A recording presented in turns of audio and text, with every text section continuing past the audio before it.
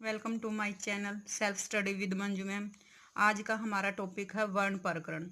Time को बचाने के लिए मैंने टॉपिक पहले लिख लिया है, अब मैं आपको अच्छे से एक्सप्लेन करूंगी, ध्यान से समझते हुए चलना। व्याकरण व्याकरण जो है वी प्लस आ प्लस कर्ण से बना है, और जो व्याकरण है इसका मीनिंग क्या होता है, अर्थ क्या होता है। व्याकरण का अर्थ होता है भली भांति समझना। जिस शास्त्र में शब्दों के शुद्ध रूप और प्रयोग के नियमों का निरूपण होता है उसे व्याकरण कहते हैं। जिसके माध्यम से हमें जो कोई भी हम शब्द है उसको लिखते हैं, उसका शुद्ध रूप कि वो शुद्ध है या अशुद्ध है। अशुद्ध को नहीं देखना, हमने शुद्ध को देखना कि उसका शुद्ध रूप, और जो भी उसके अंदर नियम होते हैं, प्रयोग होते हैं, उनको व्याकरण कहते हैं। तो व्याकरण के आगे फिर हमें पता होना चाहिए कि भाषा भाषा किसे कहते हैं, या भाषा से क्या अभिप्राय है, भाषा से क्या तात्पर्य है। भाषा वह साधन है जिसके द्वारा मनुष्य अपने विचारों को दूसरों के सामने और दूसरों के विचारों को खुद समझ सकता है, उसे भाषा कहते हैं। और जो भाषा है इसके दो रूप होते हैं या दो प्रकार होते हैं। एक होती है मौखिक भाषा जो हम बोलकर प्रयोग करते हैं, और एक होती है लिखित यानी लिखकर जो होती है। इनसे अलग कभी कभी हमें सांकेतिक भाषा के बारे में भी पता होना चाहिए। सांकेतिक भाषा होती है इशारों से, जैसे आप रोड क्रॉस करते हो, सड़क पार करते हो, तो उस पर संकेतों से निशान लिखे होते हैं, उसको सांकेतिक भाषा कहते हैं। लेकिन जो मुख्यतः होते हैं वो दो ही प्रकार होते हैं। उसके बाद भाषा के बाद हमारा अगला प्रश्न आता है लिपि, कि लिपि किसे कहते हैं। लिखित भाषा में मूल ध्वनियों के लिए जो चिन्ह मान लिए गए हैं वे वर्ण कहलाते हैं, और जिस रूप में ये वर्ण लिखे जाते हैं उन्हें लिपि कहते हैं। जब मैं अब कुछ भी बोल रही हूँ तो उसको लिखने के लिए कुछ जो विशेष चिन्ह है उसको लिपि कहते हैं। तो हमारी जो हिंदी है, हिंदी की जो हमारी लिपि है वो देवनागरी है। अब इसके बाद हमारा अगला क्वेश्चन आता है वर्णमाला, कि वर्णमाला क्या होती है। तो वर्णमाला जो है हमारी, उसमें हम पहले स्वर पढ़ेंगे, अयोगवह और व्यंजन। तो सबसे पहले हम स्वर पढ़ेंगे। हिंदी में जो हमारे स्वर हैं वो 11 होते हैं। स्वर क्या होते हैं कि स्वतंत्र रूप से बोले जाने वाली ध्वनि को हम स्वर कहते हैं, अर्थात जिन वर्णों के उच्चारण में हमें अन्य किसी वर्ण की सहायता ना लेनी पड़े उन्हें हम स्वर कहते हैं। तो अ आ ई उ ऊ री ए ऐ ओ ये हमारे स्वर हैं। इसके बाद हमारा ये एक एचटेट वगैरह में या कॉमन पेपर जो होते हैं उनमें ये क्वेश्चन पूछा जाता है कि अयोग वाह हिंदी में कितने होते हैं। तो अयोग वाह जो है 2 होते हैं, अनुस्वार और विसर्ग। अनुस्वार को हम बिंदी से दर्शाते हैं और विसर्ग ये 2 बिंदी होती है, जैसे अतः के बाद में 2 बिंदी लगाई जाती हैं। ये आपका एक क्वेश्चन बन जाता है कि अयोग वाह कितने होते हैं, तो वो 2 होते हैं। इसके बाद हम बात करते हैं व्यंजन की। व्यंजन व्यंजन को आगे ये डिवाइड किया हुआ है, जैसे क वर्ग, क ख ग घ और अंग। ये जो 5वां वर्ण होता है ये अनुस्वार होता है। क वर्ग, च वर्ग, ट वर्ग, त वर्ग और प वर्ग ये स्पर्श व्यंजन कहलाते हैं, और ये 25 होते हैं। जो स्पर्श व्यंजन है वो क से म तक 25 होते हैं।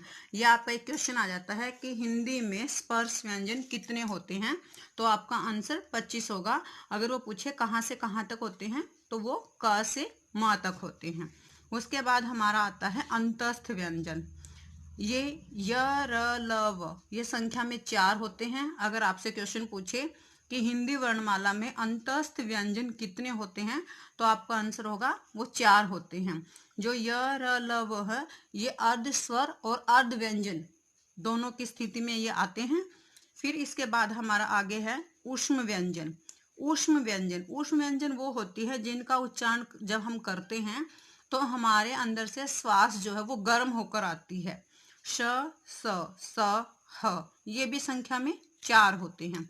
इसके बाद और लास्ट में है हमारा संयुक्त व्यंजन। संयुक्त होता है जो 2 वर्णों से मिलकर बनता है, उसे हम संयुक्त व्यंजन कहते हैं। जैसे श, त्र और ज। जो ये जो ज है इसको ज भी बोल सकते हैं और ग भी बोल सकते हैं। इसका उच्चारण हम ज या फिर ज्ञ, जैसे विज्ञान या विज्ञान बोलते हैं, यज्ञ बोलते हैं। ये दो दो वर्णों से मिलकर बना है। जैसे अगर हम बात करें श की, क्षत्रिय श, तो क और श दो वर्णों से मिलकर बना है। फिर हम बात करें त्रिशूल, तो ये त और र, त्र से मिलकर बना है। फिर अगर हम बात करें जय की, तो ये जय प्लस य ऐसे बनकर मिला है।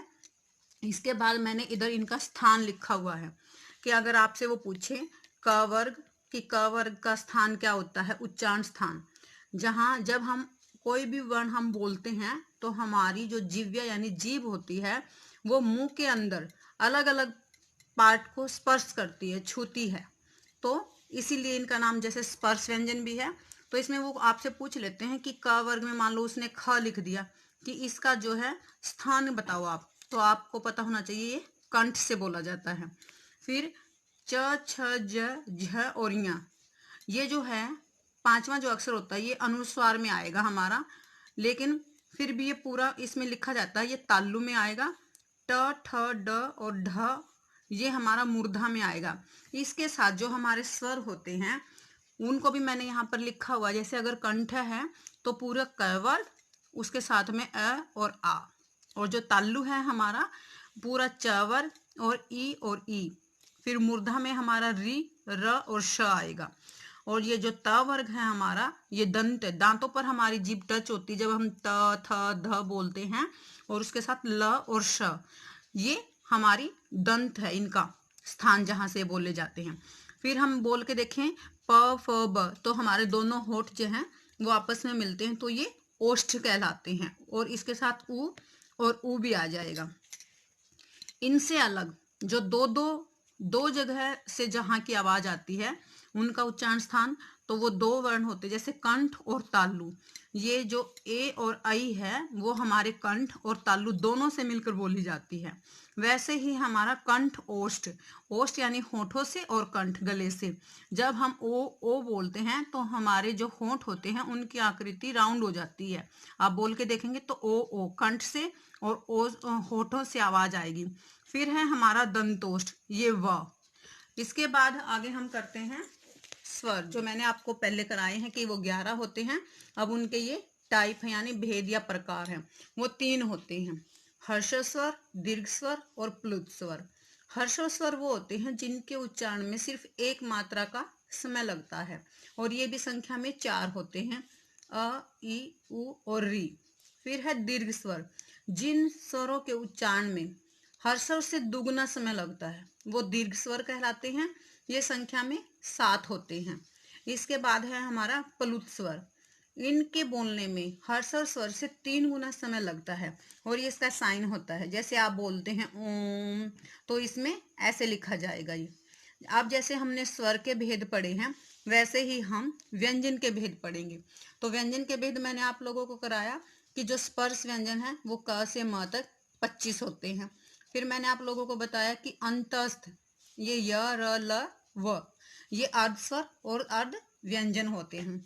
उसके बाद मैंने आप लोगों को बताया कि ऊष्म व्यंजन, ये ऊष्म व्यंजन जिनको बोलने में हमारी जो आवाज है वो सीटी की तरह निकलती है या गर्म हवा निकलती है, तो इसको ऊष्म और संयुक्त मैंने आप लोगों को पीछे करा दिया। इनसे अलग एक और रहता है जिसे जैसे श प्लस र से मिलकर श्र बनता है।